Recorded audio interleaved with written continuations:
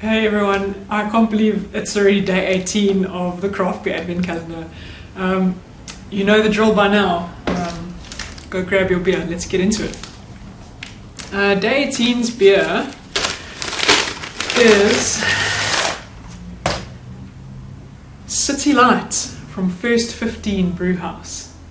That's amazing. So unusual to see a craft beer in a green bottle. So maybe we talk about that for a second. Green bottles are quite common in macro beer. You think of beers like Windhoek, Castle Light, and they all come in green bottles. Craft beer in general is kept in brown bottles or cans to reduce the amount of light that gets through to the beer. Actually, it's quite interesting the amount of destruction that light can do to the flavors that exist inside of craft beer. And that's because craft beer is essentially alive. It's not pasteurized, and any light and heat can actually damage the amount of flavor that you are going to get from your beer. So interesting choice by First 15 to put it in a green bottle, but I think I can figure out why. So City Light is a light blonde ale. It is the lightest offering on their range, and it is meant to be really easy, really drinkable, quaffer, and so it's not something that you're supposed to keep in your fridge for too long. Kind of just got to get in there and enjoy it. So that's exactly what I'm going to do. Let's open this guy up. Right. City Lights. Very cool. So, yeah, definitely expecting a super light color and a nice head. Wow, so really high carbonation here actually. I would say medium to high carbonation on this beer, and really light color, nice and clear. That looks great. I'll just top that up. So you see that head is disappearing super fast. Being a light beer, that head is not going to stick around.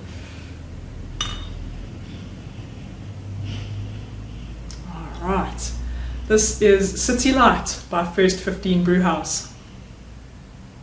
Amazing. Okay, so this is light in every way. Light color, light ABV, it's only 4.5%, and it is a light ale, so we're looking not for any of those heavy flavors, we're looking for only light blonde ale style flavors. Excellent. Let's have a smell. Oh, actually, smells really flavorful. I'm picking up bready kind of smells on here. Some light.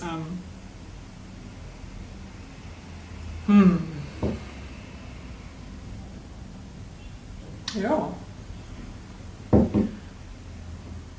Top that up again. Yeah. Cool. So on the nose, I'm definitely getting bready, biscuity, slightly sweet smells coming off the beer. And as you see, I'll just keep having to top it up to keep the head nice and full. So let's have a taste.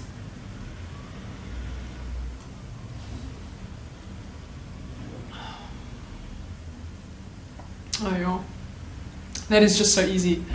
So typically in the blonde ale style, you are looking for something that doesn't have too many flavors. It's not something that's going to make you sit back and think about what you're drinking, and it's just super quaffable, and this hits all of those notes. It is light in body, nice and crisp and refreshing.